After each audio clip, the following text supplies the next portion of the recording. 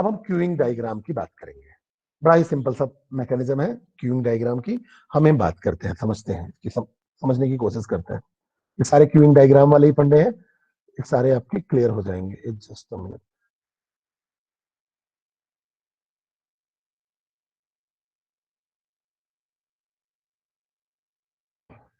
मैं आपको इससे बताता हूं तो ये सारे क्यूइंग डायग्राम आपके क्लियर हो जाएंगे। जैसे कि देखो, अगर हम प्रोसेस शेड्यूलर की बात करें, हम इसमें बात कर रहे हैं प्रोसेस शेड्यूलिंग की। इसकी बात कर रहे हैं प्रोसेस शेड्यूलिंग की। तो इसमें हम समझेंगे प्रोसेस आपका शेड्यूल कैसा होता है, कैसे होता है। प्रोसेस शेड्यूलिंग की बात कर रहे हैं, ठीक है। तो अगर हम प्रोसेस शेड्यूलिंग की बात करते हैं तो प्रोसेस शेड्यूलिंग में देखो बेटा हो क्या रहा है। सबसे पहले कोई प्रोसेस जो है, अगर हम रेक्टेंगल की बात करेंगे, देखो यार दो चीजों में बताई गई है, एक रेक्टेंगल है। अगर हम रेक्टेंगल की बात कर रहे हैं तो रेक्टेंगल क्या है, क्यू को रिप्रेजेंट कर रहा है, समझना। क्यू को, कोई भी रेक्टेंगल दिख जाए वो क्यू है, कोई भी रेक्टेंगल क्यू है। सर्कल अगर दिख जाए तो रिसोर्सेस है, सर्कल अगर दिखे तो रिसोर्सेस है, समझना। सर्कल रिसोर्सेस, सर्कल रिसोर्सेस, ठीक है। ठीक है, जो मतलब आपके कहना चाहिए सर्व कर रहा है क्यू को, ठीक है। और एरो क्या इंडिकेट कर रहा है, फ्लो को, प्रोसेस सिस्टम में कैसे फ्लो हो रहा है उसको इंडिकेट कर रहा है।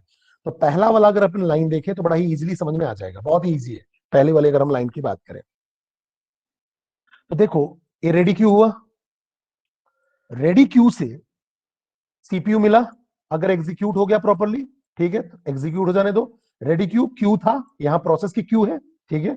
अब ये आपका रैम का पार्ट है, यहां आपका ए भी रैम का पार्ट है, रनिंग स्टेट है, ये आपका रनिंग स्टेट है। यहां जैसे ही सीपीयू मिला एग्जीक्यूट हो गया। तो सेकंड प्रोसेस में a new process is initially part of the job queue, ठीक है। इट वेट, अब जॉब क्यू इधर कहीं होगा, इट वेट, ठीक है, इन the ready Q, ready queue में ये वेट कर रहा है, किस चीज का वेट कर रहा है, अपने चांस का कि मुझे सीपीयू मिल जाए। Until it is selected for the execution, कब तक करेगा, जब तक एग्जीक्यूशन के लिए सिलेक्ट ना हो गया, प्रोसेस कंप्लीट हो गई, टर्मिनेट हो गया, खत्म।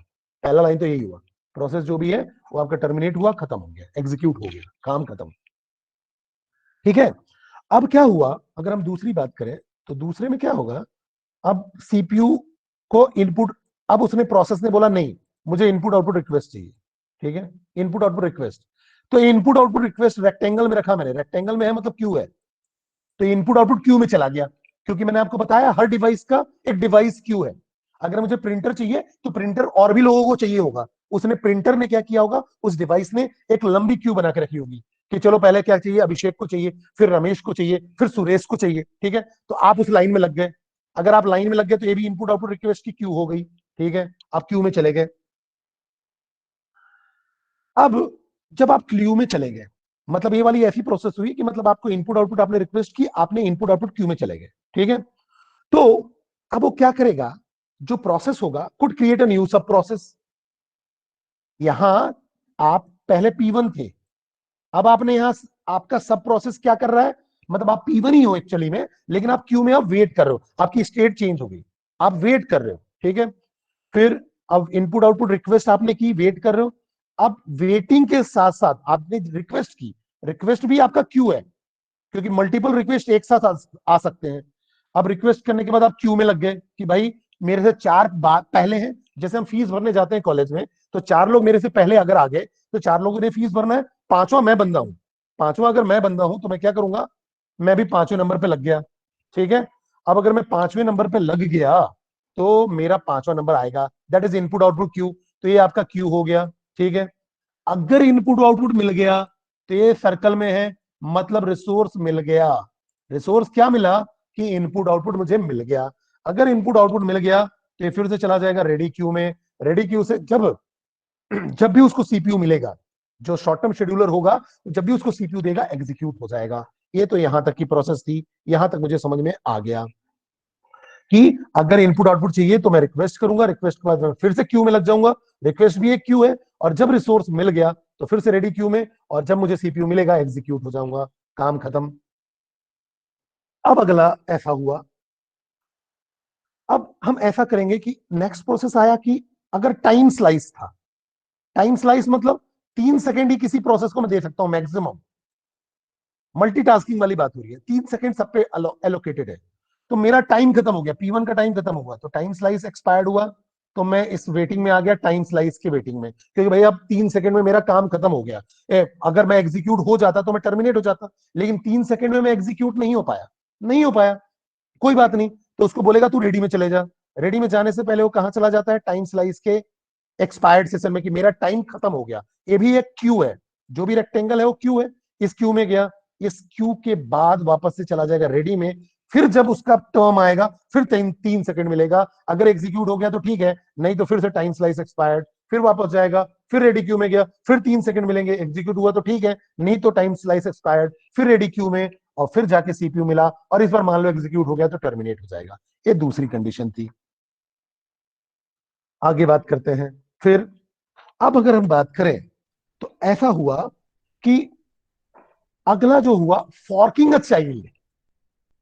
Forking a child, forking a child का मतलब, अब इसमें क्या हुआ कि मेरा वर्ड ओपन हो गया है, लेकिन वर्ड के अंदर डिफरेंट हमारे पास डिफरेंट डिफरेंट टास्क है, और उन टास्क को परफॉर्म करने के लिए डिफरेंट डिफरेंट थ्रेड्स है। मैंने आपको बताया अभी, डिफरेंट थ्रेड्स है।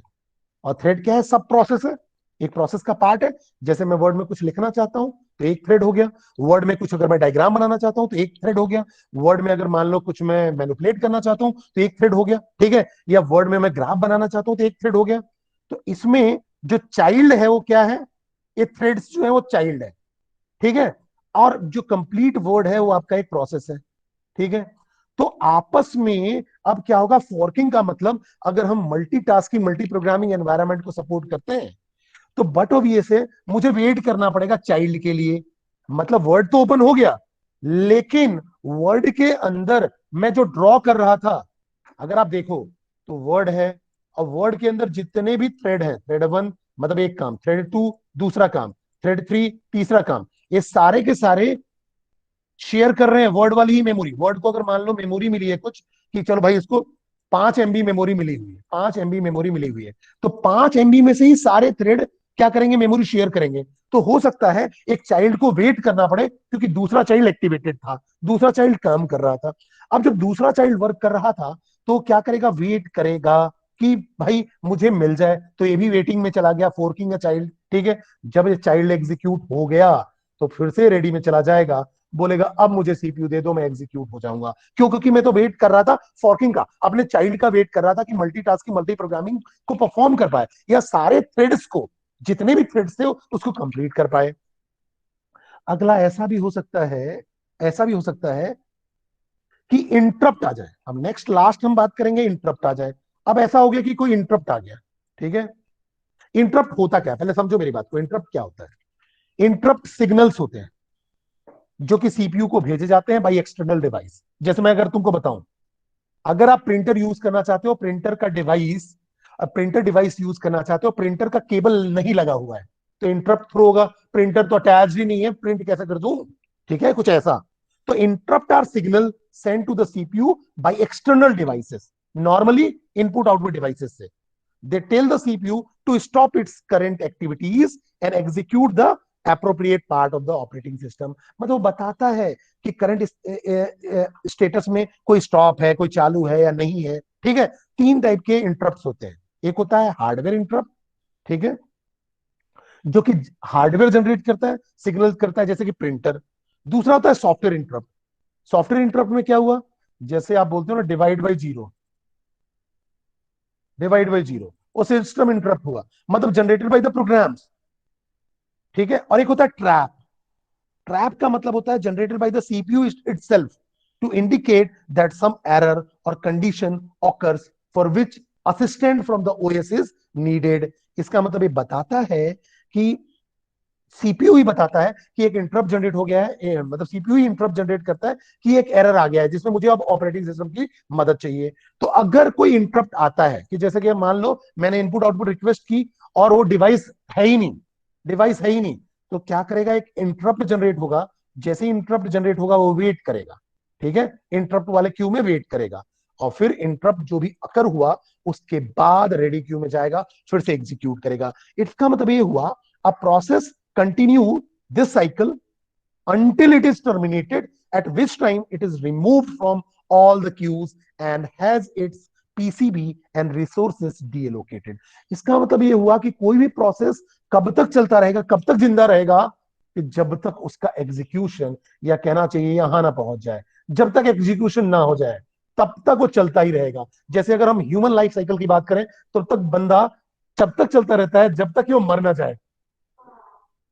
मतलब वो बंदा क्या करता है, चलता ही रहता है जब तक मर ना जाए। तो यहाँ भी ऐसे ही डिफरेंट प्रोसेसेस चल रहे हैं।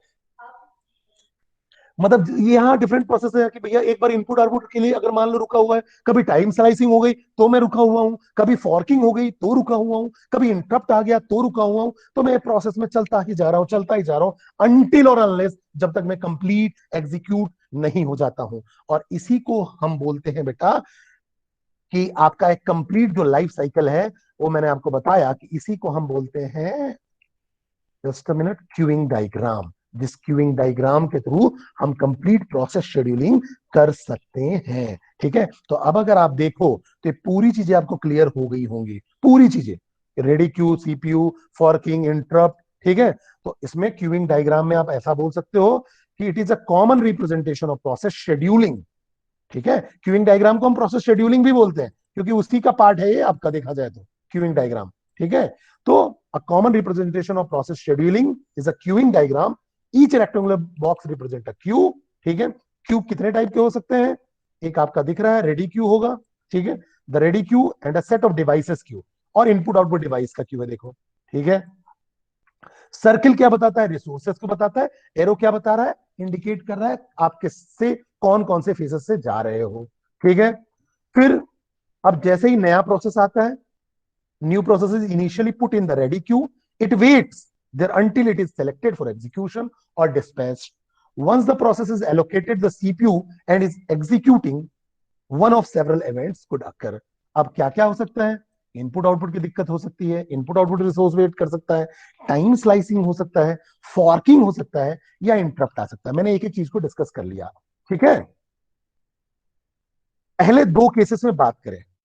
ठीक है, तो पहले दो केसेस में आपका वेटिंग स्टेट में चला गया and then put into the ready queue में चला गया। ठीक है, जब हम फॉर्किंग की बात करेंगे तो फॉर्किंग में क्या होगा, जब चाइल्ड वाला टास्क पूरा हो जाएगा तब वो रेडी क्यू में चला जाएगा। ठीक है, और जैसे ही होगा टर्मिनेट होके आपका पीसीबी डीएलोकेट हो जाएगा या पीसीबी डिलीट कर दिया जाएगा।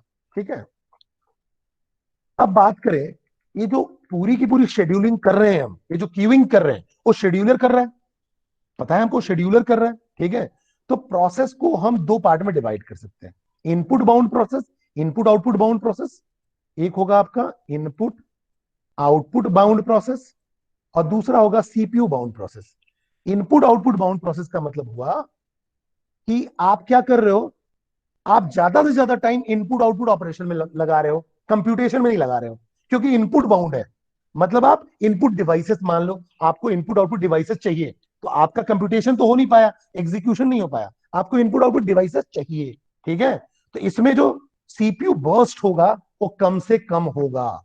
जब हम सीपीयू बाउंड की बात करेंगे तो सीपीयू में आपके पास कंप्यूटेशन ज्यादा से ज्यादा होगा, कंप्यूटेशन ज्यादा से ज्यादा होगा, इनपुट आउटपुट कम से कम होगा।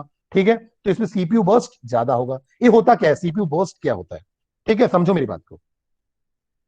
एक्चुअली में हम क्या बोलते हैं, सीपीयू बर्स्ट का मतलब ये हुआ कि जिसमें हम एक प्रोसेस को एग्जीक्यूट कर रहे हैं, मतलब the time when the process executes.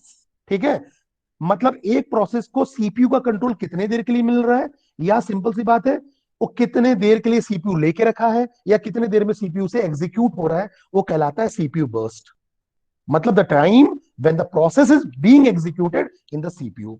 ठीक है, और इनपुट आउटपुट बर्स्ट का मतलब क्या हुआ, concept of performing input output operation, जितने देर के लिए इनपुट आउटपुट ऑपरेशन परफॉर्म करेगा वो आपका इनपुट आउटपुट बर्स्ट होगा। या the time when the process request for input output and using input output as a resource is called input output burst, वो आपका इनपुट आउटपुट बर्स्ट हो जाएगा। तो जो इनपुट आउटपुट रिक्वेस्ट और इनपुट आउटपुट फुलफिल करने का टाइम है वो आपका इनपुट आउटपुट बर्स्ट है। और जो आपका सीपीयू वाली बात करें, जो आपको सीपीयू एलोकेशन और एग्जीक्यूशन वाला टाइम है वो आपका सीपीयू बर्स्ट है। ठीक है, ये सिंपल सी बात है, इनपुट आउटपुट बर्स्ट और सीपीयू बर्स्ट का फंडा होता है। get the best performance, the system should have a combination of CPU and input output burst, या कहना चाहिए इनपुट आउटपुट बाउंड प्रोसेस।